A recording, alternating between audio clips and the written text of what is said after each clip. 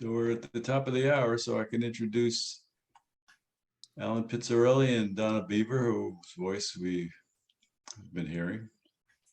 So Donna Beaver is an Alaska native of the Kagwatan clan, also known as the Wolf House, is a poet and multidisciplinary artist. She has been writing haiku for over 25 years. Awarded the Alaska Native Writers Award for Literature from the University of Alaska for her 2000 for her free verse work. Donna is co-producer and co-host with Alan Pizzarelli of the podcast Haiku Chronicles. Alan Pizzarelli has been writing haiku and related forms for more than 50 years. Many of his poems have achieved worldwide acclaim and have appeared in a variety of textbooks, journals, and major anthologies. He's the author of 14 collections of poetry, including the highly popular Frozen Socks and Mind Zaps from his House of Haiku books. So welcome, Donna and Alan. Hello. Thank you for having us. We don't see you. You don't see us? Oh, sorry. Let me turn my camera on here.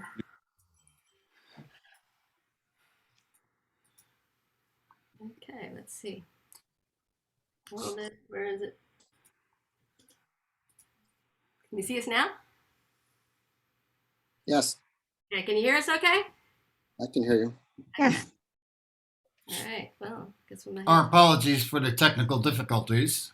Yeah, it looks like most of our stuff disappeared, but let me see if I can open up the old version. Now we see you. At any rate, welcome to the 13th anniversary of the Haiku Chronicles podcast. It's hard to believe it's been 13 years since Donna first proposed the idea of doing a haiku podcast, which was at the time, podcasts were very much in their infancy. And so I thought it was a very interesting idea. There had not been a podcast on haiku. And I realized that it would be quite a commitment for us to do, because there were a lot of podcasts that were here today and gone tomorrow, and we had a lot of ground to cover. But I figured that with Donna's expertise as a web designer and multimedia person, and Al here was a musician, so he knew how to do audio stuff. Right. So that was very helpful. And also because of my colleagues, my prestigious colleagues, haiku poets, I felt we could put something interesting together. And our whole purpose was initially to lay a basic foundation of haiku, to give newcomers to the genre around the world a better understanding and appreciation of not only haiku, but its related forms, because one prerequisite in understanding haiku is also an understanding of its related forms. So we decided to run that gamut. And it all started out with our first episode. Yeah, let me just share our video now. Let's see if I can finally do it. That was only going to be part of it, but that's okay. Let's go slow. Okay. So we started out our first episode, which was called The Lost Tapes. Wait 1 second here. And I'll keep going while we do that. Can you see our screen okay? Yes, we do. Okay. So it's called The Lost Tapes because back in 1979, I arranged a haiku poetry reading at a recording studio in Newark, New Jersey. And I invited Cor Vanden Heuvel, Anita Virgil, Bill Higginson, and Penny Harder to join me. And so we did this recording of a haiku reading, which I had intended on putting out on a vinyl disc. because I remember going to the library when I was younger and listening to all these great poetry readings by Robert Frost or Dylan Thomas or whoever at the library. And I thought it would be great to put out an album of a haiku reading. So it went over very well, and it was a wonderful reading. Unfortunately, the master tape somehow got lost or was erased over, don't know. So I thought, well, that whole thing was lost to time. And many, many years later, and I think it was 2008 or something. Yeah, we started. I was in my attic rummaging through some stuff, and I found this cassette tape that was from that reading. And it was very worn and old, and having stayed in the attic, I didn't know if it was damaged. So we bought the special unit that we could transfer it into a computer. And fortunately, we had one shot at it, and it worked. So that turned out to be our first episode. Right. And it was an audio one. It was an audio episode. Because our podcast particularly started as audio because that's really how podcasting came about. And I took training in it. And it's actually become even more popular. I think Forbes in 2021 said the podcasting industry, it just didn't start growing, but it's like really just booming right now. But we started it in its infancy. And like I said, it typically started as audio, but we started experimenting also too in video.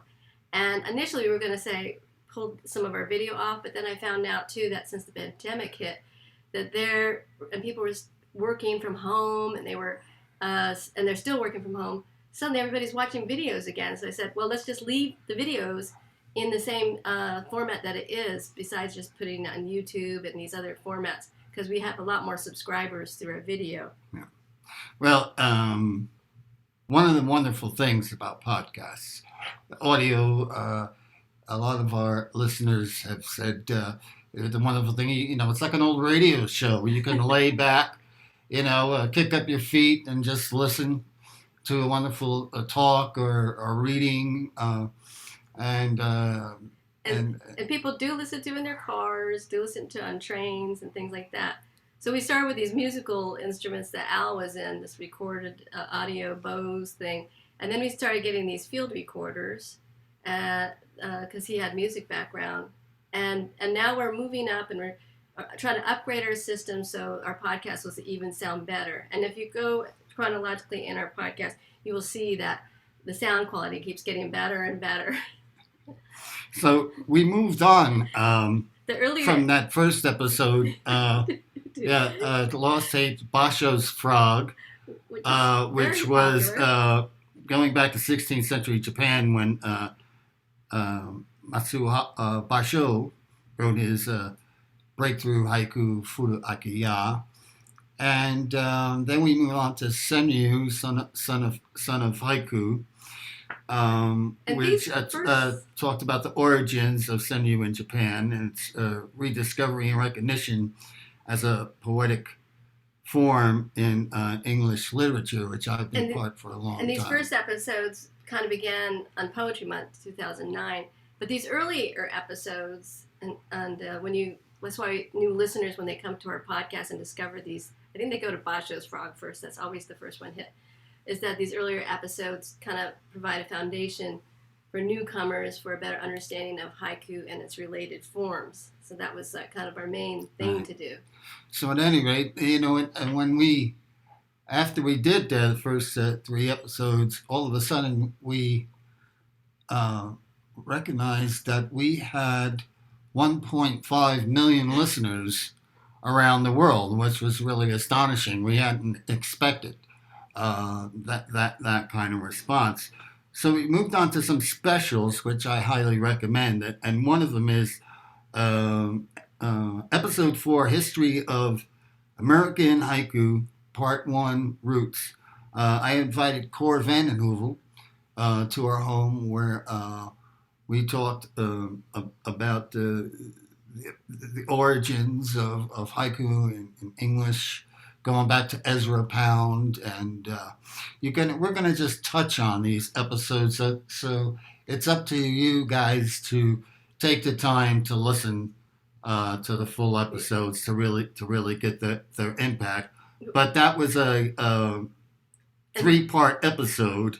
The Roots. From the Roots to the Beat Poets, and then on to the Haiku anthologies, which Core tells very interesting backstories how it came about how all that came about. And we when we thought we had this big long episode, but we ended up dividing it into 3 episodes because it was so good. I said, wow, this actually, we can divide this up into different sections, the way that you guys discussed this and had this long conversation. And it's fun hearing Alan and Core just go back and forth too. They've been poets, collaborators, and in the haiku movement for a very long time. So it was great to see that. And then Core actually helped us. They ended up talking to about baseball haiku. This one's an outtake. If I'd turn up your speakers a little bit, it was not the best recording, but it was kind of fun to see us. Well, let me give this a little intro kind of a thing. When Core's baseball haiku anthology came out, it actually was on the poetry bestseller list for a short time. Because it was put along with the sports books as well as the poetry books, and so it gained a lot of readers, particularly baseball fans who were never knew about haiku. Okay, so it reached that whole audience. At any rate, when that book was published by W.W. Norton, we did a series of different readings and promotions in Rutgers University in New Jersey, and also in Gramercy Park in New York with Billy Collins, reading poems from the books with other poets that were in there. And then we also went to Chautauqua, which is in upstate New York near Buffalo. And we were invited to do a number of readings and presentations there. And one of them was a radio show by this guy, Jim Roselli. And this is something we never showed on any of our podcasts or anything. It's just kind of fun. Just kind of a fun interview with Ed Murkowski's wife, Larissa, recorded it, so it was not the best filmed it, but but she actually captured the stuff. So I said, "Oh, let's use that because it's kind of fun." So here we are live on the air with Jimmy Roselli.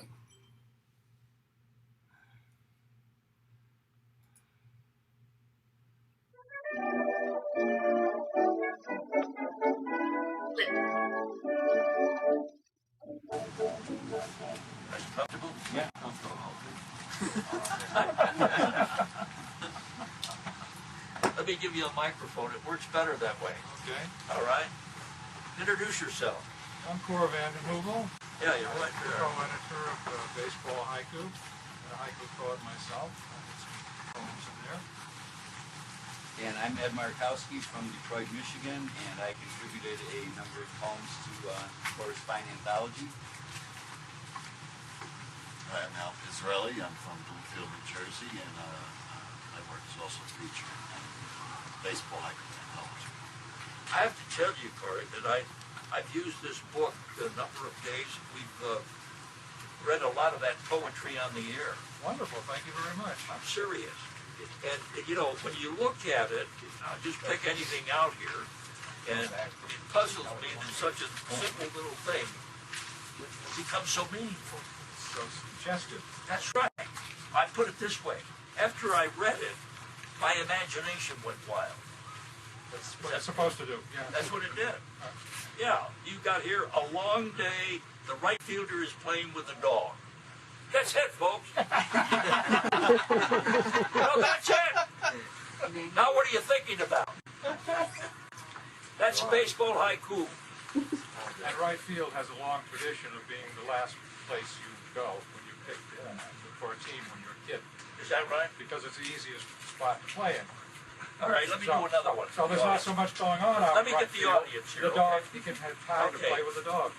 Light rain, line drive knocks up dust between second and third. They're all quiet here, buddy. It takes you Contemplative. How did you get around to doing that? I started writing baseball haiku in '91. I've been writing haiku since the late '50s. Just define haiku for this audience. Haiku is the record of a moment of keen perception in which we become aware of our relationship with nature. That's why baseball is such a good subject for haiku. In the next pages. Okay, let me read this one.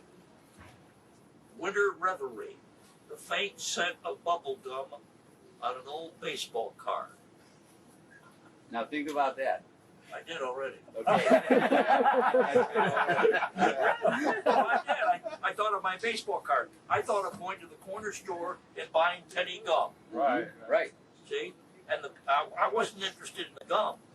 I was interested in what card I was going to get. Right. I couldn't wait to open the package because I was hoping I'd get Joe DiMaggio, you know, or Phil Rizzuto, or any of those great ball players Right. when I was young.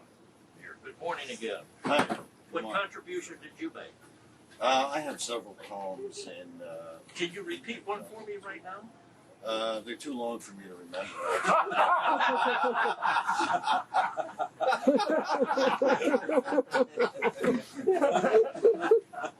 Okay, here's one I can read for you. At the produce stand, a kid with a baseball plays catch with awning. You probably did that. Oh, we played Annie Over. Okay. Did you ever play that? No. Does anybody know Annie Over? Over the roof? Over the roof. Yeah. Yeah. Throwing the ball over the roof. You didn't play that game? You don't know what you missed. Right, Corey? They don't That's know right. what they missed. That's right. They don't know what they missed. Did you like that? Keep your eye on the ball, Jimmy. Let's give them a nice round of applause. All right. So Jimmy Roselli is no longer with us, but it was just kind of fun to take a look at what his discussion, and he really kind of showed a piece of what haiku is, and that is haiku is a really participatory poetic form if it's done right. So with that bubblegum dust one, it got brought in Jim Roselli's senses and memories about his baseball cards. So that really kind of shows how a really good haiku can work if it brings up somebody's own memories and becomes participatory. So it's kind of fun. Yeah, so that we moved on also ourselves to other videos, which we'll get into. But another series that I highly suggest for you to take some time to listen to was the Four Pillars, featuring Anita Virgil, Who left us recently? late Anita Virgil, my old colleague, who reads some of her essays, The Narrow Thread, which is about Basho, Busan's Two Candles, and a cool assessment on Shiki. And they're a very, very insightful and unique kind of perspectives and insights about the four pillars. And there was also the one of on Isa as well. That was uses of diversity. So yeah, Anita ended up being on quite a number of her episodes. When we went down the first time to record her, I think with the crafting, I think it was a definition. Crafting haiku. And we went to her house in Forest. They set up our audio recorder and stuff. And initially she didn't want to do it, but I had to keep kind of. She had like jangly bracelets. She kept jangling her bracelets, But when we got back home, I said, so we put everything together, put a few different episodes, and she said, and then all of a sudden we were doing these other episodes and asked her to participate. and she ended up getting some tech guy to come over there, fix her computer, get her audio stuff all fixed up, and then she started recording some audio stuff for us to add to some of our later episodes that we include her in. And she answers questions like in the Q&A with Randy Brooks' Q&A session, which is actually a really great session when it comes to knowing a little more details about haiku. That was kind of a missed opportunity, but there's great questions by the students at Randy's. Yeah, a lot of very interesting questions by Professor Randy Brooks' students there. Aubrey. Aubrey Cox Warner was one of them at the time. Right. So there's a number of episodes, but I think an interesting transition that we made.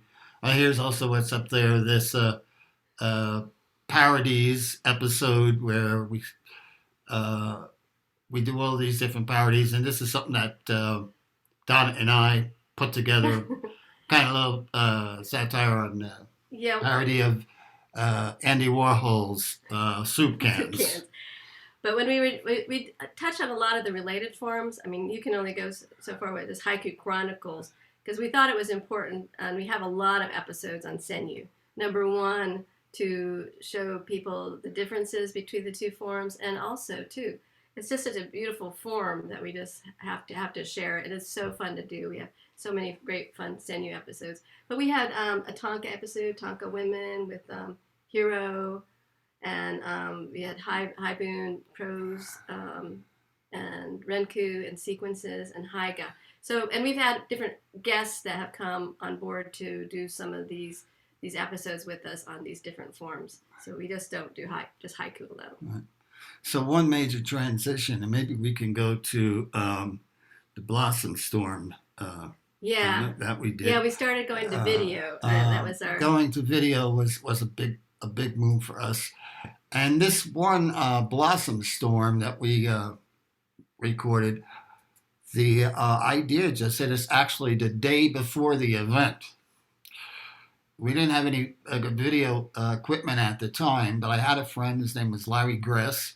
He was a videographer, and he agreed to come over and do the filming at my direction at this Blossom Festival. So it was very serendipitous that it was one of the best time. I grew up around these cherry blossom park here in Newark, New Jersey, and I never saw the blossoms as beautiful as they were on this day. And they have more cherry blossoms that were planted there than Washington, D.C. because the woman that did this park was so inspired by D.C., she decided that Jersey's going to have some cherry blossoms too. Right. So here's a couple of excerpts from the episode Blossom Storm, which kicked off our video episodes.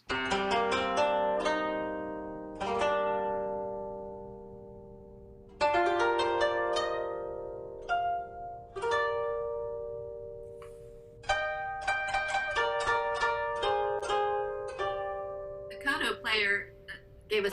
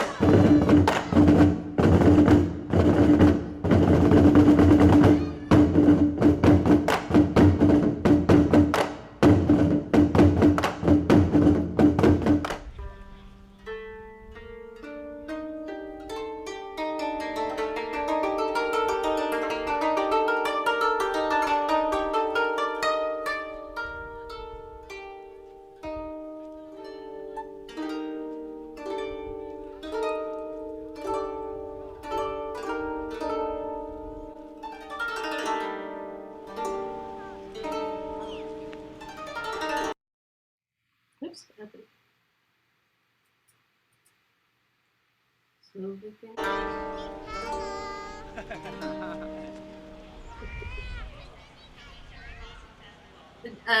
Many of the Japanese people that we spoke to at this particular. Hi, welcome to Haiku Chronicles. I'm Al Pizzarelli. And I'm Donna That's Beaver. right. And here we are at Ranch. Just want to do some. It doesn't. Oh no. Internet's going crazy. Well, hopefully this PowerPoint doesn't go too crazy here. See if it'll let me skip. But anyway, this particular. Press play again. Okay.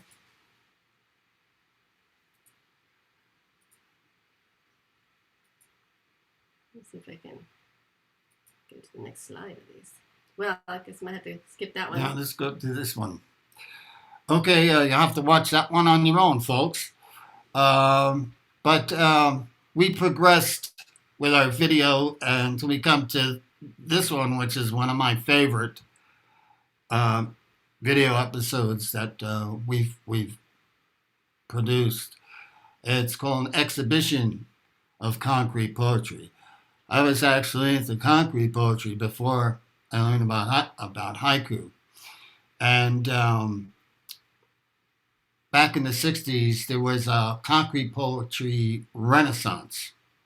And later there was this great anthology that was published by Emmett Williams called the Concrete Anthology, which included all of the greatest masters of concrete poetry all around the world. When this concrete renaissance happened, it happened in a number of different countries almost at the same time. So in producing this entire video, it was a lot of work, not just to edit and put together the way we had, but also in a quest of getting permissions That took a long time. from all of the authors and artists. And some of them had long passed away, and so we had to deal with their Richard Brodigan. Yeah, with their literary estates. So that was quite a process, but we're sticklers about always asking for permission for everything that we use, whether it's a photograph or it's music, poem, or whatever it is. Unless We it's always take the time. But that actually turned out to be a very interesting adventure because we got in contact with a lot of people we normally wouldn't have. I had been in contact with the editor, Emmett Williams, earlier on, but there was another poet in there, and his name was Mason Williams. And he had put out a book called Reading Matter. Michael, you probably remember him. I still have the book in my bookcase. And you might remember him. He had a hit record as well. It was called Classical Gas. It was an instrumental, beautiful instrumental piece that was actually a hit back then. So I had this book called Reading Matter, which included a few really great concrete poems. And so I decided to try and contact Mason and ask him for permission of these poems. And he was such a wonderful guy. We showed him excerpts of the episode of what we were doing, and he really loved it. And not only did he give us permission, but he sent us some new stuff as well. So there were things like that, contacting Richard Brodigan's, was his daughter. And other people, Finlay. And I said we couldn't pay them, and they said, but then the editor really liked it, and she sent it back to his wife, I think his wife or daughter, and they said, well, they said, yes, we really like what you're doing, so we're going to give you permission. And Tony Palladino, who also, I thought he was a great concrete artist himself, he was the graphic illustrator that did the movie Psycho, if you remember, that has a slash on it. It's a single word on there too. So we got permission for that too. I mean, we just it took a long time just because of all the permissions that we got, except for the public domain stuff. Right, and some of it. So here is an exhibition of concrete poetry, and it's in 4 parts. I don't know if we'll get through it all. No, okay. Um,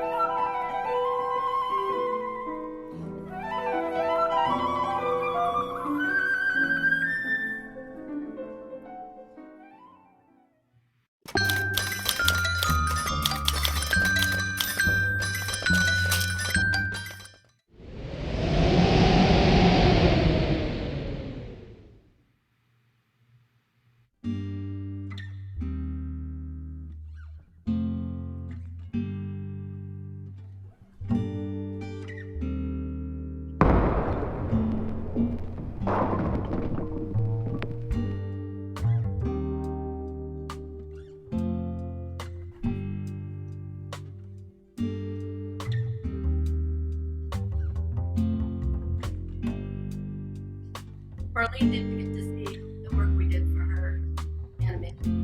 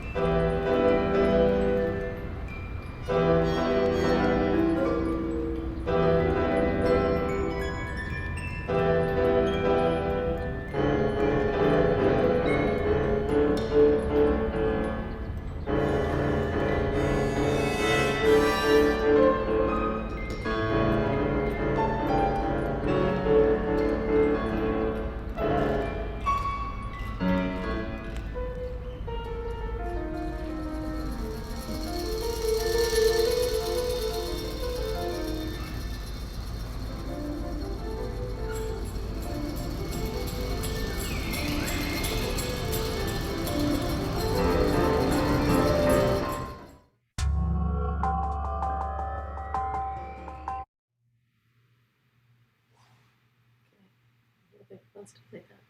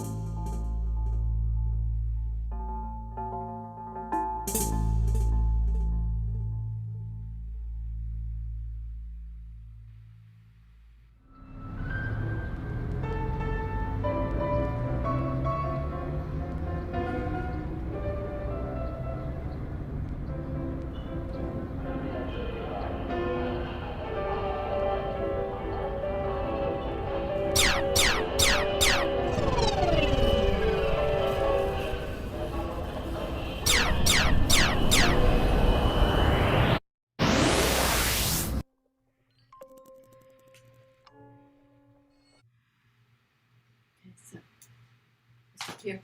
Okay. Because I know we got a few more minutes here. Okay. So I just wanted you to at least see this, some of the haiku.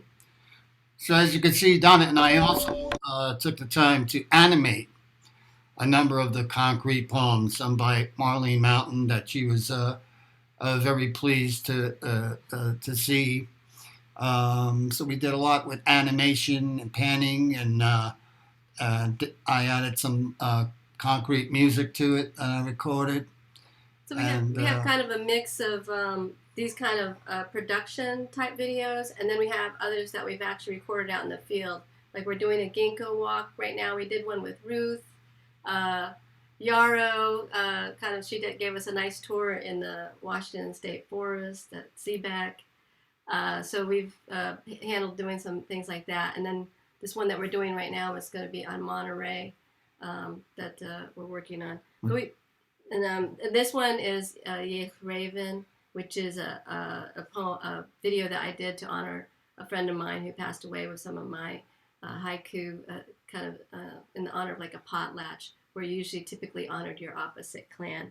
So that's available too on Haiku Chronicles. So how much time do we have, really? Oh, right now we only got 10 minutes. So I want to open up for questions here. So, so the other episodes we have too in audio too are some of our tea talks. We've done some really cool book reviews, and just little discussions. Like we did Danger on Peaks, looking at Gary Snyder's book. We did Haiku, A Way of Life. There's a popular one that was with Emeko, and then Bruce Kennedy. Bruce Kennedy and Core. And then Second Cup is about Kigo. We answer people's questions. People sometimes send us questions. They asked about Kigo. And then we reviewed Mikoto Ada's book as well. And another really fine video that we did was also episode 22, Haiga Gallery, where we packed a number of really good haiku with photographs, and some of them are animated. And myself and Donna and Nina Virgil were the curators. Yeah, that was kind of fun. Each did a room, and it describes the three basic different ways you can do haiga with great examples, great poems, excellent components of, a really good picture and a really good poem. That's another one that I highly recommend. we have fun. Like I said, we have some fun with some of our episodes, putting in sounds and playing around with parody and things like that. Like we had a recent episode on the birds and the bees. I guess we'll have to do the flowers and the trees next. But so this is a nice comment from a gal that discovered our podcast, and I think she said she listened to the bird episode 20 times. So I guess maybe you should check out the bird episode because that is funny. And we talk a little bit about birds, and we have bird calls that we have, and have some wonderful poems in there. Plus, we have a special guest, so you have to find out who that is. Yeah, right. Yeah, and you know, it's they have a humorous element to them as well. We have fun with It's that. always more fun to learn with some humor, you know, sprinkle in there, and so a lot of our episodes have that as well, which a lot of our listeners appreciate. And then at the last Haiku North America 2019, we followed Jeff Hoagland and recorded his talk on insects. A little short clip from it. There ain't no bugs on me. There ain't no bugs on me. There may be bugs on some of you mugs, but there ain't no bugs on me. We're outnumbered. We are so vastly outnumbered. There are 1 million species of insects identified, but if you talk to any entomologist, they'll tell you a number, something like 20 to 30 million insect species. So if you want to make a name for yourself, start looking for bugs, because there's at least 19 million more that need names. So there are, for instance, there's 12,000 species of ants. All right, so next time you see that little guy on the sidewalk, take a closer look. There's 400,000 species of beetles. That's if we discount John, Paul, George, Green. Looking for love in all the wrong places. Restroom cricket. Yes. So that includes a lot of really fine insect haiku in there. That was a wonderful presentation. You can move on from that one. Yeah. So I just wanted to mention too, when we do our podcast, there's comes a lot of layers, even in our audio pieces. This just kind of gives you an example of how the different layers with sound effects and all these things that go into the podcast that we do. When this was just the Haiku Extravaganza, is an old radio program where we have sound effects, horses clapping, chains, squeaking doors, and all these things. So you can see just based on what we did in the editing room on this episode, it's pretty crazy. And that so we hope to do another kind of fun episode like this, but this just kind of shows you exactly what our episodes are. And that's just an audio episode. That's just an audio episode. So if you can imagine our video episodes, that's even more layers and everything else on there. So check that one out. I'm gonna get to the newest one. Going to. Yeah. So just want to talk. We have future episodes, meaning new poets and stuff. We have an African American episode, and I think Crystal Simone Smith's going to be here today. Just a quick note on podcasts. You can listen to it on your computer, but there's a lot of different podcast players. Google Play is great. It plays audio, but it's one of the smart audio players where it strips out and knows the difference between a video and an audio. Because some of these newer players, they can't tell the difference, and they play the videos with no pictures. The other one is one of my favorites is Pocket Cast. That's a great one that does both audio and video. It's just easy to find. You can watch it on your iPad, your computer, and your phone. So, and of course, the traditional one was Apple Podcasts. It used to be iTunes, but now it's Apple Podcasts, and then we're on all of these platforms. I think Spotify is now another one is doing that. So just a little clip on this piece. Just the beginning, because I think I'd like to open up for a few questions since we got started a little late. This is going to be for our Monterey one. We're going to be releasing this.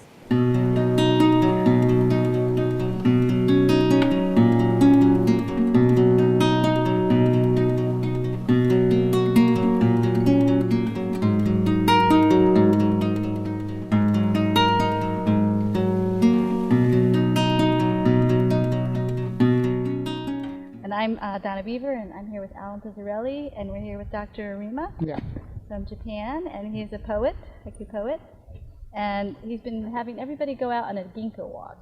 And can you tell us a little bit about what a ginkgo walk is? What mean? Yeah, what does it mean? Okay. Yeah. Gin means making a poem. Ko means going. Okay. So altogether, ginkgo means walking around when we are making haiku. Okay. And it's always haiku, and each person is supposed to observe those smallest things for nature in their ginkgo walks and bring it back to... Yeah, we can pick up some beautiful sceneries in our memory. Okay, or as I doing now, we usually carry small notebooks, right, in which what I saw, what I found, what I heard, I wrote down. Okay. In order to memorize. Right. Then sometimes during the ginkgo, we can make a fresh poem immediately. However, often after reading back our memories in notebook, we reconstruct what was seen by us, what was heard by us, what impressed me. Then we try to make a haiku or write a haiku.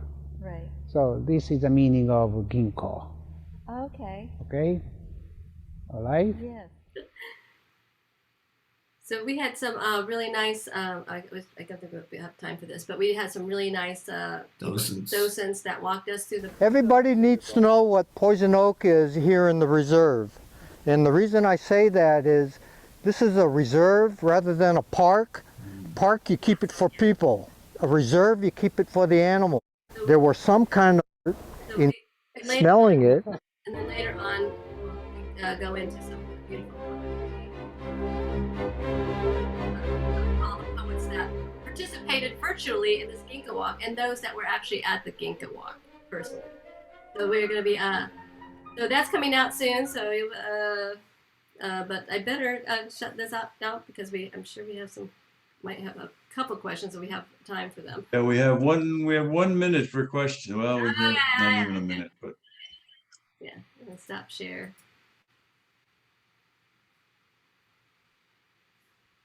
Okay. I think we're going to have to end it there. It's 10 of the hour, and we have to allow a little bit of time. Thanks, Alan and Donna, for everything. That was fabulous. Okay. You can always email us. And, www.haikuchronicles.com. Yes. Thank you, guys. So that's it for me, and I'll see you next time. Thank you, guys. I guess people have a little break right between, huh?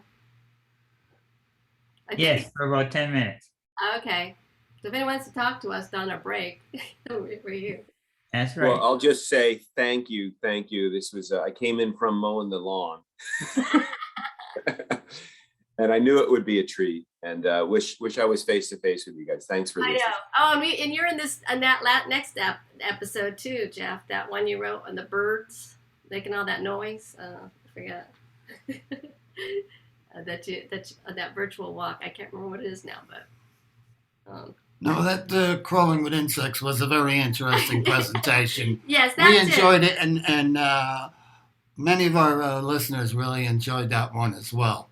Yes, it's very informative and very interesting episode, and excellent examples of the bug haiku were excellent examples. We always try and hold ourselves to that as best we can. It's really produce the best possible work and the best, examples of poetry that we can. And Jeff, you inspired me too because I got a really cool cicada one coming out too. That one is totally bizarre, but awesome. Good poems. I got some good poems. See, you inspired me about bugs.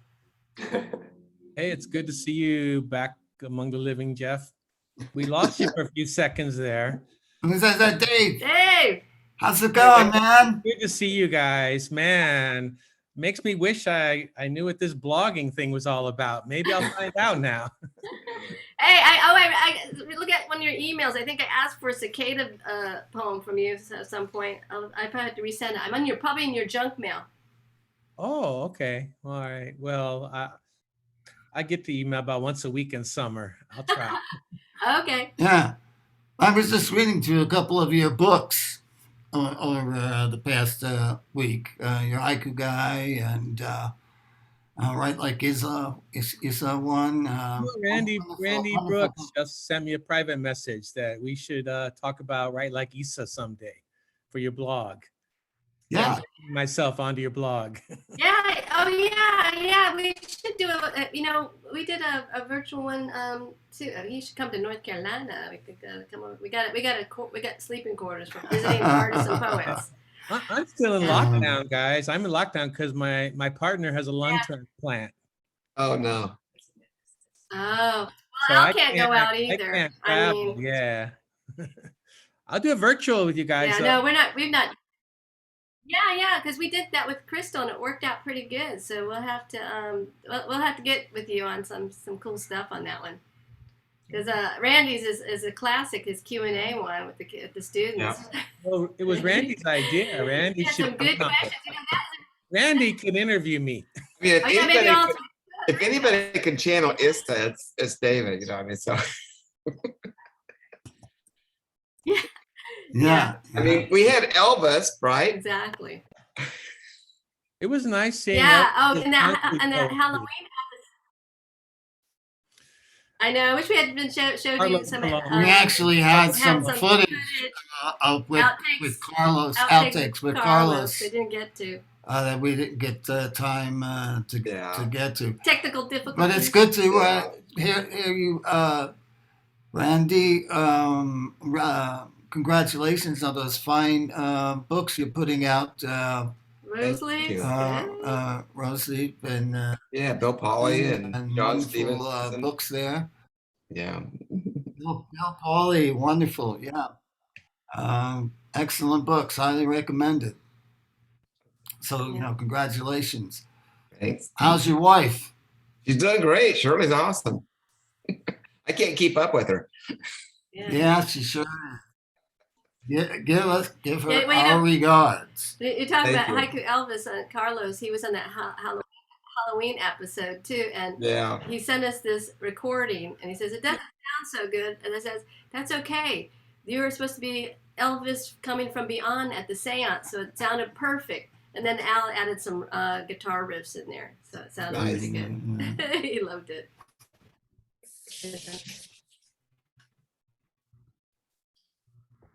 I think there are more people in the general public, far more people in the general public that have listened, that have tuned into our podcast than there are people in the haiku movement.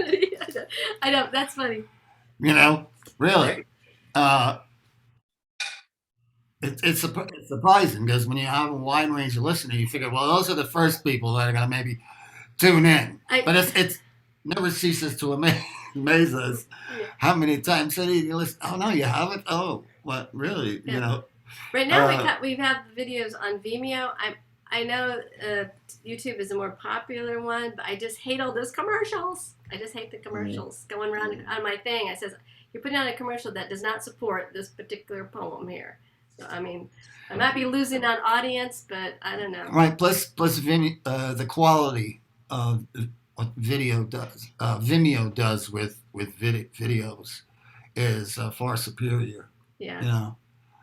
In quality. So YouTube's getting there now. I think they had to compete on stuff, but I just wish they'd let you select what kind of ad they would put across, not some kind of weird thing by listening to you on your phone or your computer, which they do.